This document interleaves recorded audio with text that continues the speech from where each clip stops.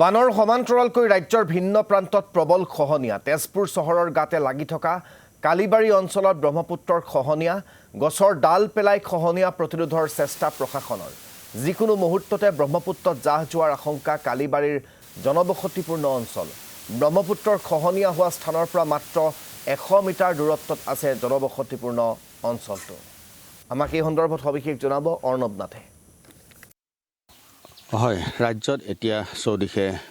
বানৰ তাণ্ডৱ আৰু তাৰ মাজতে তেজপুৰত ব্ৰহ্মপুত্ৰৰ যি দাঁতি কাষৰীয়া অঞ্চল আমি বৰ্তমান উপস্থিত আছোঁ তেজপুৰ চহৰৰ কলিবাৰী অঞ্চলত তলকলিবাৰী অঞ্চলত আৰু এই ব্ৰহ্মপুত্ৰৰ জলপৃষ্ঠ যোৱা কালিৰ পৰা বিশেষভাৱে জলপৃষ্ঠ বৃদ্ধি পাইছে আৰু বৃদ্ধি পোৱাৰ লগে লগে দেখা গৈছে যে ইয়াৰ চাৰিওকাষৰ যি আচলতে তলকলিবাৰী অঞ্চলত ব্যাপকভাৱে খহনীয়া হৈছে আৰু কালি বিয়লিৰ ভাগত নিশাৰ ভাগত যথেষ্ট খহনীয়া হৈছে আৰু এই অঞ্চলৰ যিসমূহ ৰাইজ আচলতে ইয়াৰ চাৰিওদিশে জনবসতিপূৰ্ণ এলেকা ইয়াতে জনবসতিপূৰ্ণ এলেকাটোৰ কাষতে এনেধৰণে যথেষ্ট খহনীয়া হৈছে ব্ৰহ্মপুত্ৰৰ এই পাৰভাগ আৰু যদিহে ইয়াত বিয়লি ভাগলৈ বা আজি দিনৰ ভাগত আৰু যদি জলস্তৰ বৃদ্ধি পায় তেনেহ'লে এই মুহূৰ্তত আকৌ এই ধৰণে খহনীয়া অব্যাহত আছে চপৰে খহিছে এতিয়া এই ব্ৰহ্মপুত্ৰৰ পাৰ আৰু হয়তো আজি এনেধৰণে যদি খহনীয়া অব্যাহত থাকে তেনেহ'লে নিশাৰ ভাগলৈ ইয়াৰ যি জনবসতিপূৰ্ণ এলেকা সেই জনবসতিপূৰ্ণ এলেকাত আহি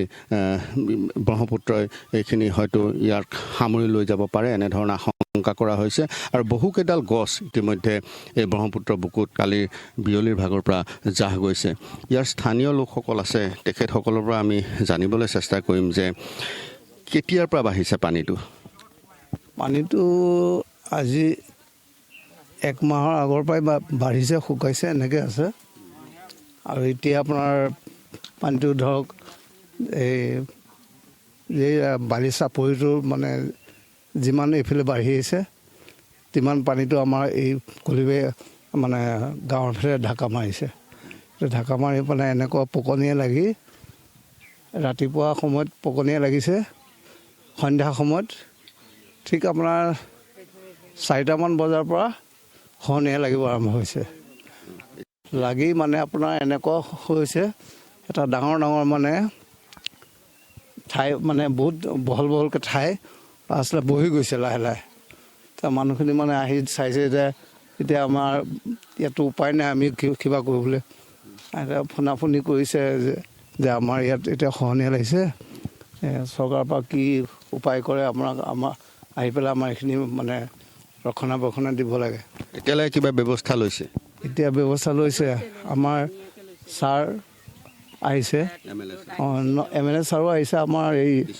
DC ছাৰো আহিছে তেখেতসকলে চাই পেলাই লগত তেখেতসকলে মানে ফোনাফোনি কৰি মানুহ মাতি পেলাই এই ৰাতিৰ ভিতৰতে এইখিনি কাম কৰাইছে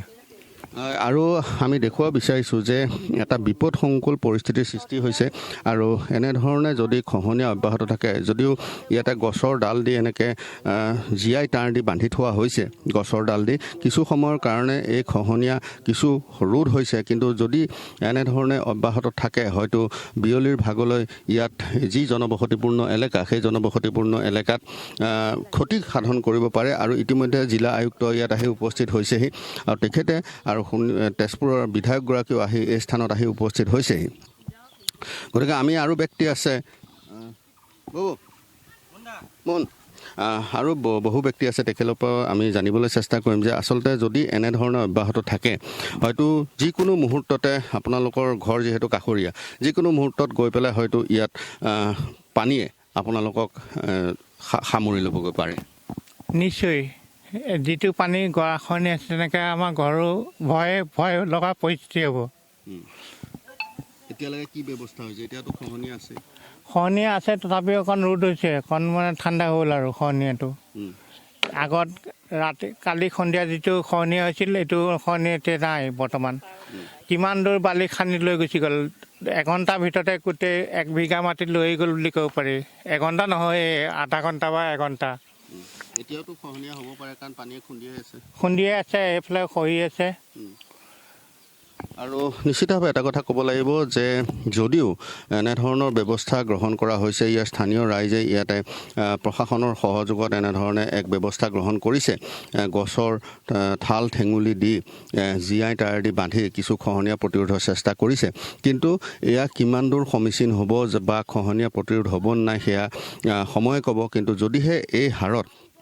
যিহেতু ব্ৰহ্মপুত্ৰৰ উপনৈসমূহৰ জলপৃষ্ঠ যথেষ্ট বৃদ্ধি পাইছে আৰু সমান্তৰালভাৱে উপনৈসমূহৰ জলপৃষ্ঠ বৃদ্ধি পোৱাৰ লগে লগে ইয়াৰ ব্ৰহ্মপুত্ৰখনৰ জলপৃষ্ঠ বৃহৎ পৰিমাণে বৃদ্ধি পাইছে। আজি বিগত ৩-৪টা দিন ধৰি জলপৃষ্ঠ যথেষ্ট বৃদ্ধি পাইছে আৰু বৃদ্ধি পোৱাৰ বাবেই এনেধৰণে এতিয়া দেখা গৈছে চপৰে খহাই নিছে এই ব্ৰহ্মপুত্ৰৰ গৰা। আৰু যদিহে এনেকৈ অব্যাহত থাকে হয়তো নিমিষতে এই যি আমি তল কলিবাৰী অঞ্চলত আছোঁ, তল কলিবাৰী অঞ্চল ব্ৰহ্মপুত্ৰৰ বুকুত হয়তো নিশ্চিহ্ন হোৱাৰ পথ প্ৰশস্ত হ'ব। আৰু এইখিতে যদিহে প্ৰশাসন বা জলসম্পদ বিভাগ বা সংশ্লিষ্ট যি বিভাগ সেই বিভাগে যদি এতিয়াই ব্যৱস্থা গ্ৰহণ নকৰে তেনেহ'লে অচিৰেই এই তল কলিবাৰী অঞ্চলৰ বাসগৃহসমূহক এই ব্ৰহ্মপুত্ৰ ধন্যবাদ জ্ঞাপন কৰিছোঁ আপোনাক এই মুহূৰ্তত অৰ্ণৱ নাথ।